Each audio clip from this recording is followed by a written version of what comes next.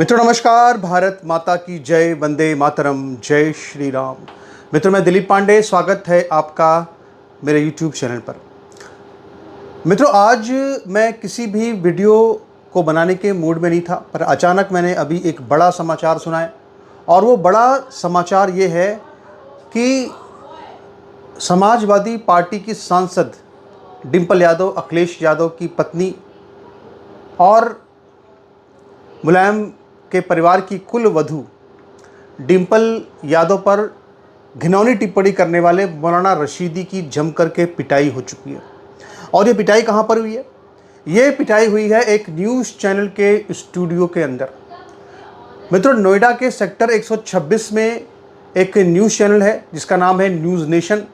वहाँ पर एक डिबेट चल रही थी और उस डिबेट में समाजवादी युवजन सभा के दो नेता भी डिबेट में पार्टिसिपेट कर रहे थे। एक तो थे कुलदीप भाटी और दूसरे थे मोहित नागर। और जैसे ही ये शो जब चल रहा था उस वक्त जो मौलाना रशीदी थे वो लगातार टिप्पणियां कर रहे थे, गलत टिप्पणियां कर रहे थे। आखिरकार सब्र का पैमाना टूट गया और कुलदीप भाटी और मोहित नागर ने जम करके पिटाई कर दी वहीं पर मौलाना रशीदी की। और ये सब वीडियो भी रिकॉर्ड हुआ है, लेकिन मैं वीडियो आपको नहीं दिखा रहा है। उसकी कुछ वजह है क्योंकि YouTube पर अभी ये सब अलाउ नहीं है आजकल। तो ये जो पिटाई हुई है, इस पिटाई की जो वजह है ये तो आप जानते ही हैं। लेकिन सबसे ज़्यादा महत्वपूर्ण बात क्या है, जो मैंने पहली बार भी वीडियो बनाया था, वीडियो में क्या कहा था? वीडियो में 2 लाइन लिखी थी मैंने उसके थंबनेल में कि कुल वधू डिंपल यादव का अपमान, यादव सेना खामोश। यादव सेना आज भी खामोश है। आज भी जिन लोगों ने मौलाना रशीदी की पिटाई की है वो लोग कौन हैं? उनमें से एक है मोहित नागर जो कि गुर्जर हैं और दूसरे हैं कुलदीप भाटी जो कि राजपूत हैं। यानी आप सोचिए कितने शर्म से डूब मरने की बात है अखिलेश यादव और उनकी कंपनी के लिए और उनकी चापलूसी करने वाले तमाम जो बुद्धिजीवी, तमाम जो पत्रकार जो समाजवादी पार्टी के हैं, जो खुद को हमेशा कहते हैं कि हम यदुवंश शिरोमणि हैं। किसी के पास नारायणी सेना है, किसी के पास जो है यादव सेना है, किसी के पास जो है वो कोई अहीर रेजिमेंट की बात करता रहता है। तो ये सब बातें करते रहते हैं। इन्होंने किया कुछ नहीं। किया किसने? किया कुलदीप भाटी ने जो कि एक राजपूत, मोहित नागर ने जो कि एक गुर्जर। मोहित नागर ने एक बयान भी जारी किया और जो बयान उन्होंने दिया है वो बयान अगर आप सुनेंगे तो आप सोचेंगे कि ये समाजवादी युवजन सभा के हैं कि बीजेपी के हैं कि बजरंग दल के हैं। मोहित नागर ने ये कहा कि वो एक गुर्जर हैं और अगर भारत के अंदर किसी भी समाज की महिला का कोई अपमान करेगा तो वो उसका यही हाल करेंगे जो हमने मौलाना रशीदी का किया है। यानी कहीं पर भी उन्होंने समाजवादी पार्टी के छात्र संघ का या उनके छात्र नेता होने की बात नहीं की।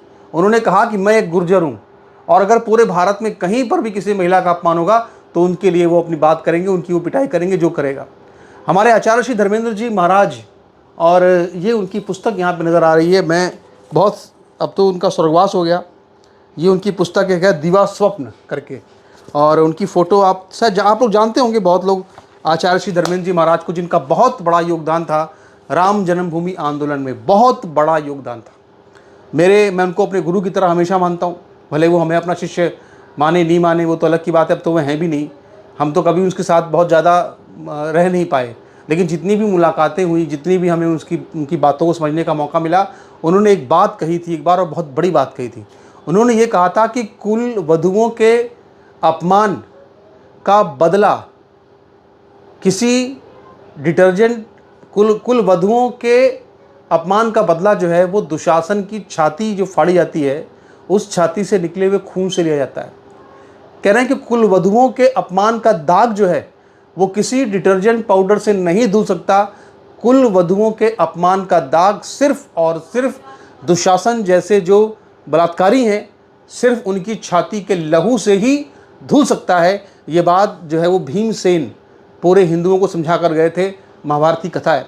और यही बात आचार्य धर्मेंद्र जी महाराज ने भी कही थी, और यही बात मैं आज यहाँ पे आपके सामने भी दोहरा रहा हूँ कि ये जो मौलाना रशीदी जैसे लोग हैं, इन लोगों ने जिस तरह का अपमान किया है उनको इसी तरह की सज़ा मिलनी चाहिए जैसे सज़ा इनको आज मिली है।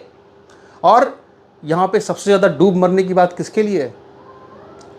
डूब मरने की बात है लक्ष्मण यादव जैसे लोगों के लिए, जो वीडियो बनाते रहते हैं, यादव यादव यादव करते रहते हैं कि हम अपनी जो समाजवादी पार्टी का गुणगान करते रहते हैं कि यादवों की पार्टी करते रहते हैं।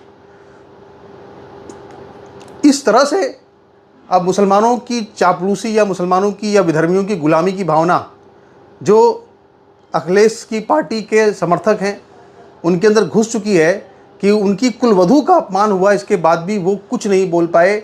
ना अखिलेश यादव कुछ बोले, ना कोई कुछ बोला, ना कोई यादव नेता समाजवादी पार्टी से कुछ बोला, कोई कुछ नहीं बोला। मुझे गर्व है कि किसने बदला लिया, एक राजपूत ने बदला लिया कुलदीप भाटी ने, और एक गुर्जर ने बदला लिया मोहित नागर ने। दोनों ने उन मारा।